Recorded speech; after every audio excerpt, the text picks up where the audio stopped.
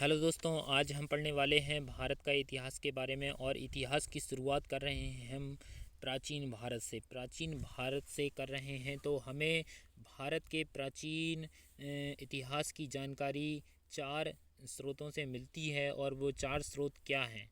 वह हैं, जैसे कि हमें धर्म से मिल सकती है, धर्म ग्रंथों से मिल सकती है, या ऐतिहासिक ग्रंथों से मिल सकती है, विदेशियों के विवरण से, विदेशियों की जो यात्राएं हैं उन्होंने जो विवरण किया है, जो लिखा है, उससे मिल सकती है, या हमें पुरातत्व विभाग से मिल सकती है। तो ये चार स्रोत हुए हैं। और अब हम देखते हैं कि धर्म ग्रंथ एवं ऐतिहासिक ग्रंथ से मिलने वाली महत्वपूर्ण जानकारियाँ देखते हैं। तो इसमें हमें भारत का सर्वप्राचीन धर्म ग्रंथ क्या है? वो वेद हैं। तो इसी से हमें वेदों वेदों से ही हमें प्राचीन इतिहास की जानकारी मिली है। और देखते हैं, और जिसके संकलनकर्ता आज जो माना जाता है महर्षि कृष्ण द्वैपायन वेद व्यास को माना गया है। वेद चार प्रकार के हैं: ऋग्वेद, यजुर्वेद, सामवेद, अथर्ववेद। तो हम शुरुआत करते हैं ऋग्वेद से ही करते हैं। तो ऋग्वेद में क्या है? ऋग्वेद में ऋचाएँ हैं। ऋचाएँ क्या हैं वो मुझे पता नहीं, लेकिन ऋचाएँ हैं। हमने सुना है कि 10,462 या 63 ऐसी कुछ करके नहीं ऋचाएँ हैं। तो जो ऋचाओं के जो पाठ करता हैं, जिसको पढ़ते हैं, उसको हम होत्र करके बोलते हैं। और इसमें 10 मंडल हैं। और कितने सूक्तियाँ हैं? 1028 सूक्तियाँ हैं, ऐसी ही इसमें हैं।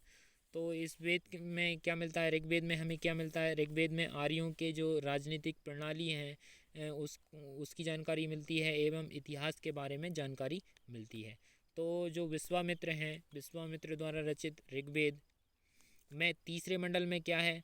तीसरे मंडल में सूर्य देवता सावित्री को समर्पित प्रसिद्ध गायत्री मंत्र है। और इसके नवे मंडल में देवता सोम का उल्लेख है। 10वें मंडल में आपको पुरुष सूक्त दिया गया है, और जिसमें है वर्ण व्यवस्था की बात रखी गई है। 8वें मंडल में क्या है? 8वें मंडल में हस्तलिखित ऋचाओं को खिल कहा गया है। ये इसके प्रमुख अपन ने मंडलों की बात की। तो देखते हैं अब हम थोड़ी सी ये जानकारी आपको, क्योंकि हम प्राचीन भारत की बात कर रहे हैं, तो इसमें हमें वर्षों का या प्राचीन काल का अध्ययन करना रहता है। तो उसके लिए हम काल को मापने के लिए, या काल को निर्धारित करने के लिए हम ईसा पूर्व या ईसवी का प्रयोग करते हैं। तो देखते हैं कि ईसा पूर्व और ईसवी होती क्या है। तो ईसा पूर्व जो ईसा मसीह हैं, जो ग्रेगोरियन कैलेंडर है, या ईसाई कैलेंडर है, या जूलियन कैलेंडर है, उसमें हम ईसा मसीह के जन्म को मानते हैं। और उसके पहले के जो वर्ष हैं, उससे पहले के काल को हम ईसा पूर्व कहते हैं। और उसके बाद के, मतलब जो मॉडर्न जनरेशन की तरफ आएंगे, उनको हम ईसवी कहते हैं। जैसे कि हम जानते हैं महात्मा बुद्ध का जन्म कब हुआ? महात्मा बुद्ध का जन्म हम देखते हैं 563 ईसा पूर्व में हुआ। और यदि हमने ईसा पूर्व में उनका जन्म हुआ है 563, तो अब उनकी मृत्यु कब हुई होगी? 563 ईसा पूर्व से पहले ही हुई होगी। मतलब जब ईसवी ईसा पूर्व की जो गिनती होती है वो उल्टी होती है, क्योंकि देखो 564 ईसा पूर्व कहेंगे अपन तो जो और पुराना काल है, तो इसलिए उनकी जो मृत्यु हुई है तो वो और पहले हुई होगी ना। तो उनकी जो मृत्यु हुई है वो कब हुई है? 483 ईसा पूर्व में हुई है। तो इस तरह से कहा जाता है। जैसे कि हम 1919 ईस्वी कहते हैं, जलियांवाला कांड वाली बात कहते हैं, या इस तरह के हम कुछ भी ईस्वी और ईसा में इस तरह का ही है, कुछ और डिफरेंस नहीं है। तो हम देख लेते हैं धर्मसूत्र चार प्रमुख प्रजातियों, मतलब जातियों की स्थितियाँ, व्यवसायों और दायित्वों, कर्तव्यों एवं विशेष अधिकारों में स्पष्ट विभेद करता है। ठीक है। वामन वामन अवतार जो है, और उसमें जो 3 पगों का आख्यान किया गया है, उसका प्राचीनतम स्रोत ऋग्वेद ही है। ऋग्वेद में इंद्र के लिए 250 सूक्ति वो ऋचाएँ, और अग्नि के लिए 200 ऋचाओं की रचना की गई है। ठीक है। अब हम आते हैं, किस पे आएंगे? अब हम पढ़ेंगे, अपन ने ऋग्वेद पढ़ लिया है तो यजुर्वेद देखेंगे। यजुर्वेद में क्या होता है?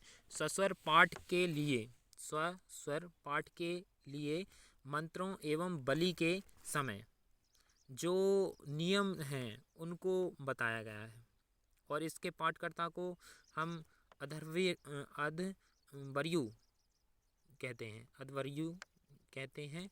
और ये केवल एक ही वेद है जिसमें कि गद्य एवं पद्य दोनों ही मिलते हैं।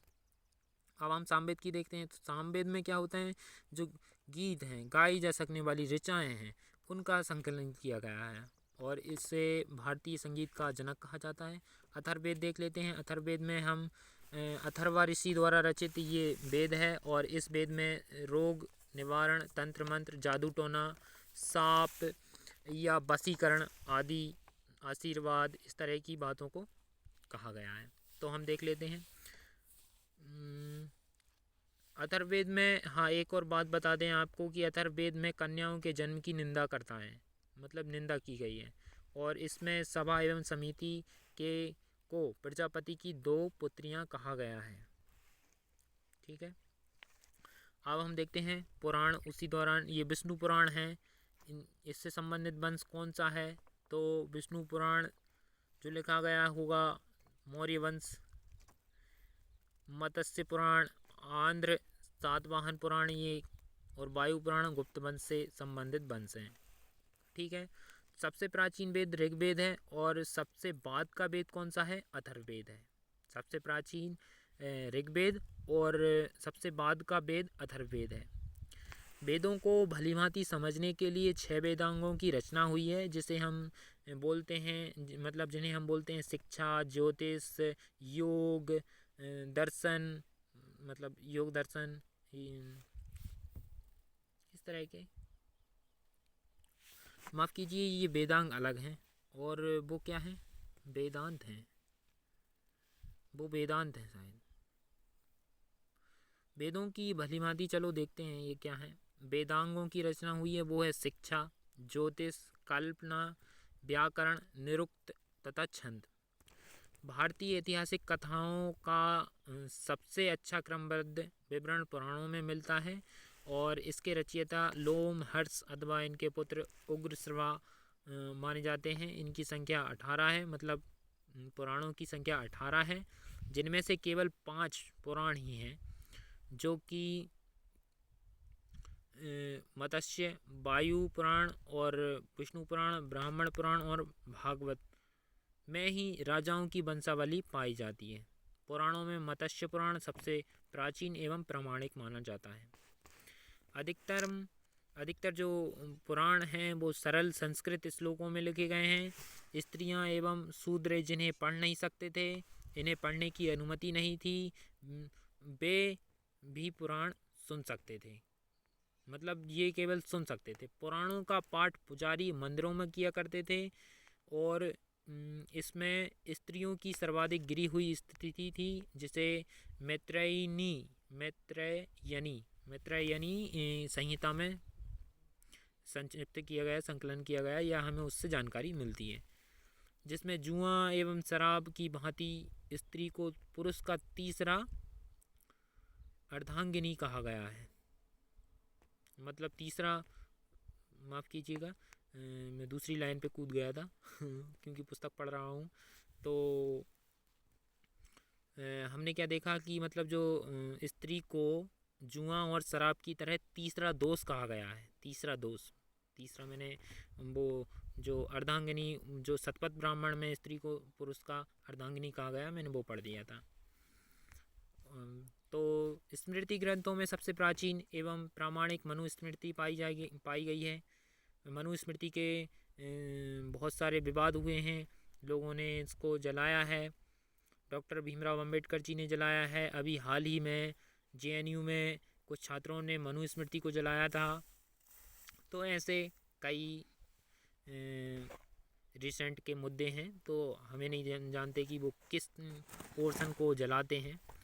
तो जातक में बुद्ध की पूर्वजन्म की कहानियाँ वर्णन है। हम देखते हैं जातक की कहानियाँ क्या हैं। जातक की कहानियाँ वो कहानियाँ हैं जो कि मतलब महात्मा बुद्ध के जन्म से पूर्व की कहानियाँ हैं। जातक की कहानियाँ बहुत अच्छी हैं, मुझे नहीं रहो भैया आ गए थे दोस्तों, भैया बोल रहे थे कुछ काम आ गया, लेकिन मैंने कहा मैं थोड़ा काम निपटा कर ही आऊँगा, थोड़ा सा और बचा है, फिर देखते हैं आइए उसको।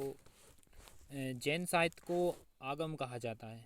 ठीक है, जैन धर्म का जो प्रारंभिक इतिहास है वो कल्प सूत्र से ज्ञात होता है। जैन ग्रंथ भगवती सूत्र में महावीर के जीवन कृत्यों एवं अन्य समकालिकों के साथ उनके संबंधों का विवरण हमें मिलता है। अर्थशास्त्र के लेखक कौन है? चाणक्य। चाणक्य कब के थे? मौर्य काल के संबंधित थे। घनानंद के काल, नंदकालीन थे। कौटिल्य जिन्हें कहा जाता है या विष्णुगुप्त भी कहा जाता है। यह 15 अधिकरणों में लिखी गई है और 180 प्रकरणों में विभाजित है। ठीक है, इससे हमें मौर्यकालीन इतिहास की जानकारी मिल रही है। और संस्कृत साहित्य में ऐतिहासिक घटनाओं को क्रमबद्ध लिखने का सर्वप्रथम प्रयास जो किया गया है कल्हण के द्वारा किया गया है। कल्हण द्वारा रचित पुस्तिका कौन सी है? वो है राजतरंगिणी, जिसका संबंध कश्मीर के इतिहास से है। ठीक है, अरबों की सिंध विजय का वृत्तांत किस में है? चचनामा में है। और जिसके लेखक कौन है? अली अहमद हैं। ठीक है, अष्टाध्यायी है। अष्टाध्यायी संस्कृत भाषा व्याकरण की प्रथम पुस्तिका है जिसके लेखक हैं पाणिनि। इससे मौर्य के पहले के इतिहास तथा मौर्य युगीन राजनीतिक व्यवस्था की जानकारी हमें मिल रही है। ठीक है, अब देखते हैं हम ये क्या है, ये इसको थोड़ा सा मैं देखता हूँ यहाँ पर कौन सा शब्द छिपा हुआ है, क्योंकि उस शब्द का थोड़ा मीनिंग हमें मालूम भी होना चाहिए, हम पढ़ रहे हैं उसको। ठीक है, कात्यायन। कात्यायन की गार्गी संहिता है जो कि एक ज्योतिष ग्रंथ है। फिर भी इसमें भारत पर होने वाले यवन आक्रमणों का उल्लेख मिलता है। पतंजलि पुष्यमित्र शुंग के पुरोहित थे और इनके महाभाष्य से शुंगों के इतिहास का पता चलता है। ठीक है, अब देख लेते हैं हम विदेशी यात्रियों से मिलने वाली प्रमुख जानकारियाँ। ये हम इसमें देखेंगे यूनानी रोमन लेखकों को देखेंगे, चीनी लेखकों को देखेंगे, और हम फ्रांसीसी मतलब अरब के लोगों को देखेंगे, अन्य लेखकों को हम देखेंगे।